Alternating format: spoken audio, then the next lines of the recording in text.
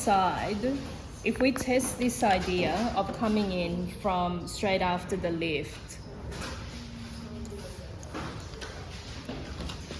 it's very different to designing for residential, because with residential you need to divide the space according to different rooms, right? Whereas here you can have one big space and literally decide how you're going to separate the spaces based on wall partitions, maybe a difference in the floor finish. Maybe you're going from carpet to the waiting area to then, I don't know, timber or something, and maybe that's a bit daggy, maybe you don't want to do that and do something else. So I think kind of think about it that way. So when you think about that, then the only thing that you can start to look at in terms of putting in walls is literally your toilets. So same thing, similar to when we did residential, you want to chase the forever lines, right? So these invisible lines. So you've got that as one. We've got this here. And the reason why you want to do this is that it kind of starts to separate each of these spaces into smaller spaces, and it lets you think about how you can design it within that small area. It starts off that way. So maybe here we've got a, this part is our waiting area. Maybe I did decide to potentially change the floor instead. So I've got a difference in floor. Maybe they're both timber, except maybe here I've got more of a border, and then it's like chevron or something like that, like a chevron lay timber floor. And then maybe what I could do is this part here, what did I say? My retail then starts here, and then all along this wall, maybe what I can do is have like a shelf.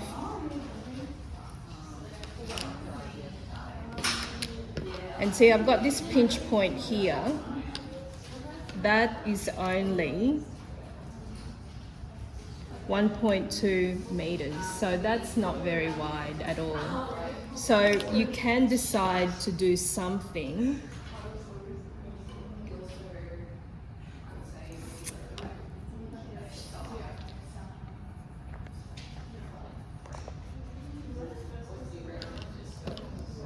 So you've got your waiting room here.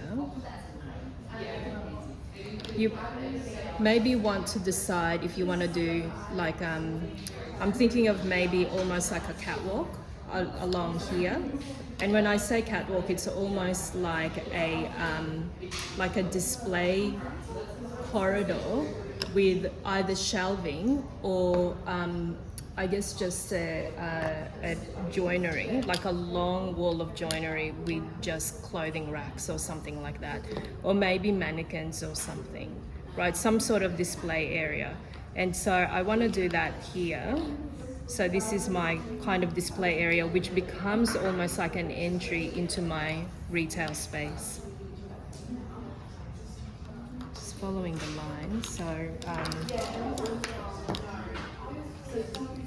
because I need to understand where the wall is. All right.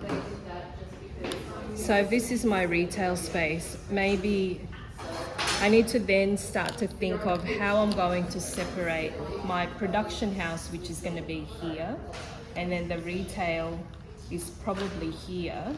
So maybe again I do. Now on your CAD plans, these columns are going to be aligned. They should be aligned, I'm guessing. So I think what you'd want to do is follow that alignment. So maybe what we do is, maybe I do like a shelf along here, and maybe that shelf is more of a partition. And then this is how I come into the production house, just through there.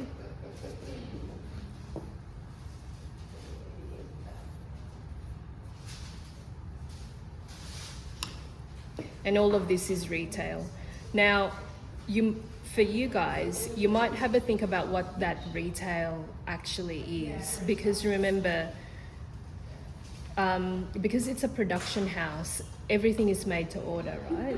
I don't know if that's how you guys decided how you want to do things. If that's how you decided you want to do things based on your discussion, you can deviate a little bit if you want to. But maybe you don't necessarily have a retail space because it's made to order, the clothes. Or maybe you do, but then maybe it's just shirts or hats or gloves, more of accessories as opposed to the actual clothing. Maybe you've got some clothes, but maybe they're on mannequins or something like that. So maybe as another option, what you explore is that this whole back space here is actually your production house, but that's the retail space. Okay?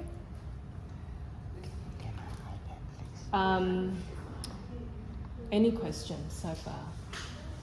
With something like specifically like a toilet, does that have to be accessible to customers and employees or just the employees? I think it needs to be accessible to everybody because you guys are quite exclusive.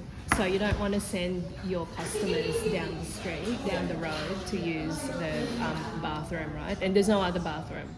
The bathroom would be Drew and Lawrence. That would be the closest. So yeah, so actually allow for something like that. Now you guys have a lift and the fire stairs, which means that there needs to be a disability access.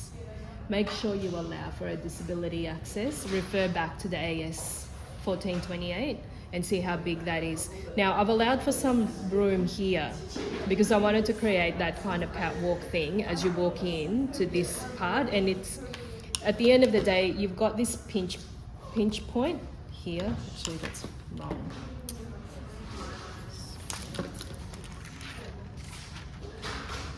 Don't know why I did that. Okay, so you've got this pinch point, and what I mean by pinch point is that you've literally got a column here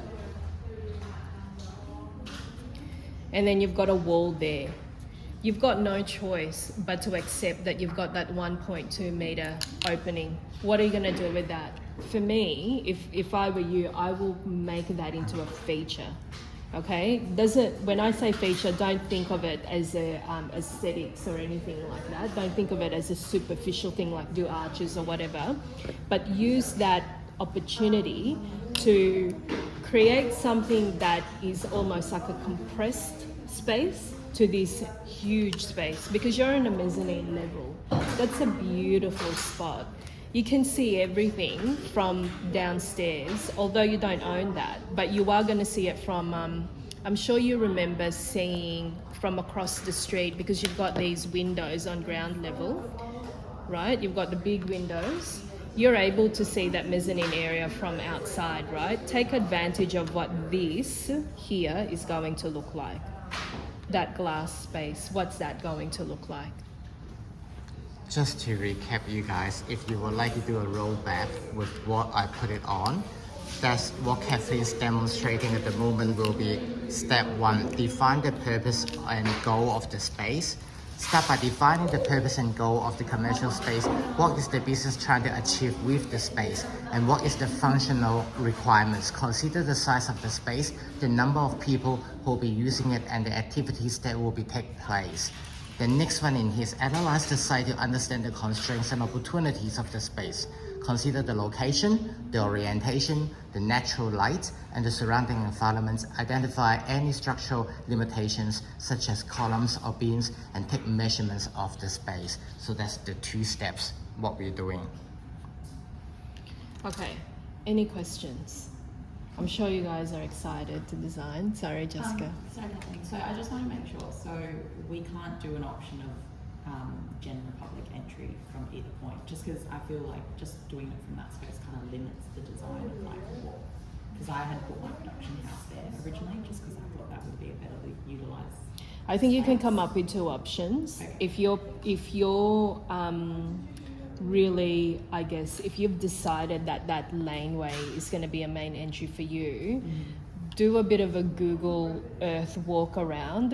And you guys should have photos of the site, right? Yeah. Now, you just have to make sure that that area is going to be attractive for people who will want to access the shop, Yeah. as well as accessibility Yeah. as well. I thought because like it's appointment only, so like if you give someone an address, like it's not like we need to be like available to just pick up. Yeah, absolutely. Yes, Yeah. it is appointment only, Yeah. but it still needs to be an attractive. Yeah. It's because I can't remember if that laneway is actually like a dumpster laneway. Yes, it is. The one across, it is. It's right down there, it is. Yeah. So just go back to your photos, or even if you didn't get to go around the building, have a look at Google Earth and see how unattractive or attractive that is. From memory, it's full of dumpsters. Yeah. And Jess, just aware that if you're using the front bit as the production house, my suggestion is not just looking at clearances. The stairwells is actually there for fire escape. So just in case of any emergency, services need to get into that. That means there's no fixtures should be actually implemented on that space. You need to have a clearances. So if anything that you do that in the middle, it has to be able to move around. That is one of the key factor. Okay. Any other questions? With the production, because it's appointment only, with the production house, would you still suggest it being like separate, because I feel like you still don't want people to like. It's completely up to you. May I share my story? Adriano, the one that Catherine used, is actually a friend of mine. And I used to work in the Block Arcade. And Maria, which is the wife, and what they did is, the people's going there for the journey, they would like to feel to see the production house and also would like to try the garment onto it in the space. They feel like that they are part of it. So sometimes it will be good for them to go and visit, going to see the actual action. So if you would like to do it in that way, then you don't need to be private, but it's still a private viewing. Like they only serve a customer because the suit possibly around $3,000 to $5,000, and there will be one-on-one service. So if you would like to do it in that way, I think it's entirely up to you. I think that's how. If you would like to have an exclusive clear room and then with mirrors and then sit down, also up to you. You need to define how would you like to be with in the beginning, then you do the space accordingly. Any other questions? Okay, that pinch point there is actually a lot more than 1.2, so it's about, can't see anymore. It is about 1.4. So that's quite a good spot actually. So that's a good opening still, okay? So it's not as tiny as what I thought it would be. So that gives you a quite a sizable corridor to walk through if you were to do that properly. But again, it's up to you and how you're going to design the space. All right, off you go.